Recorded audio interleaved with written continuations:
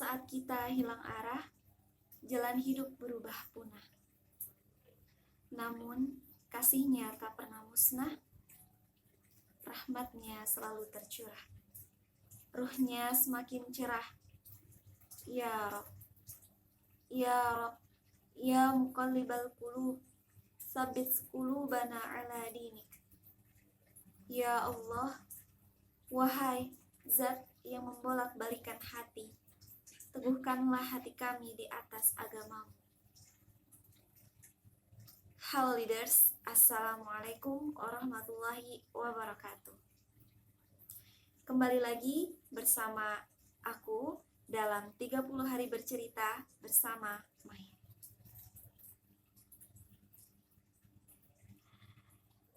Dalam diri seseorang ada segumpal daging, di mana apabila daging tersebut baik, maka akan baik seluruh tubuhnya. Namun, jika segumpal daging tersebut buruk, maka akan buruk seluruh tubuhnya. Di mana segumpal daging itu adalah hati. Berbicara tentang hati, berbicara tentang satu hal yang sangat mudah untuk akhirnya membolak-balik. Maka perlu untuk kita akhirnya meminta kepada Sang Pemilik hati untuk akhirnya meneguhkan hati kita di atas kebaikan.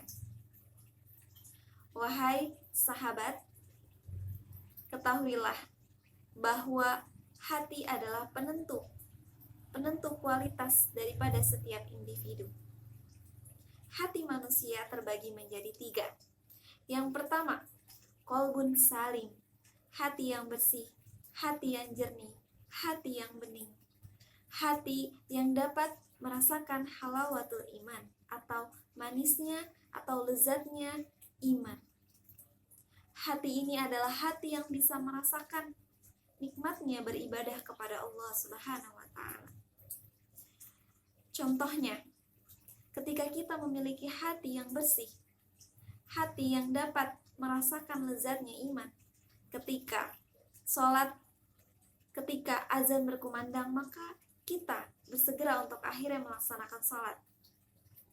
Rasa-rasanya tilawah 1 lembar, 2 lembar, 1 juz, 2 juz itu tidak terasa karena kita menikmatinya.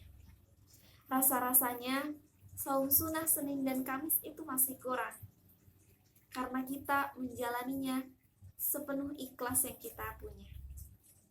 Itulah hati yang bersih, hati yang suci, dan hati yang selalu dijaga oleh Allah Subhanahu wa Ta'ala.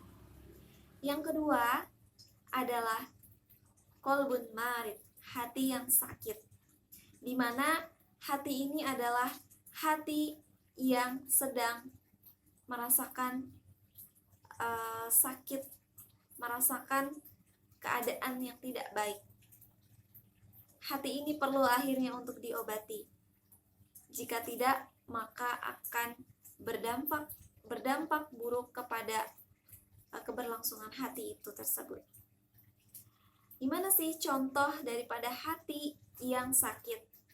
Hati yang sakit, contohnya ketika kita menjalankan ibadah, ketika azan berkumandang, maka nanti dulu, masih ada waktu, terus menunda-nunda. Tilawah yang kita lantunkan setiap hari terasa hambar, terasa tidak ada nikmat yang kita rasakan. Semua hanya berlangsung, semua hanya dijalankan, hanya semata-mata rutinitas belaka. Yang ketiga adalah hati yang berpenyakit atau hati yang mati atau qalbun mayyit, adalah hati-hati yang ketika kita berbuat maksiat, maka kita tidak merasa itu adalah hal yang berbahaya, bahwa Allah tidak melihat apa yang kita lakukan. Itu adalah hati yang mati, hati yang dijauhkan dari kebenaran, hati yang dijauhkan dari mengingat Allah, hati yang dilalaikan dari menjalankan ketaatan-ketaatan kepada Allah. Semoga kita senantiasa dijauhkan dari hati-hati yang berpenyakit, atau bahkan naudzubillah hati yang mati. Mungkin itu saja dari aku. Sekian.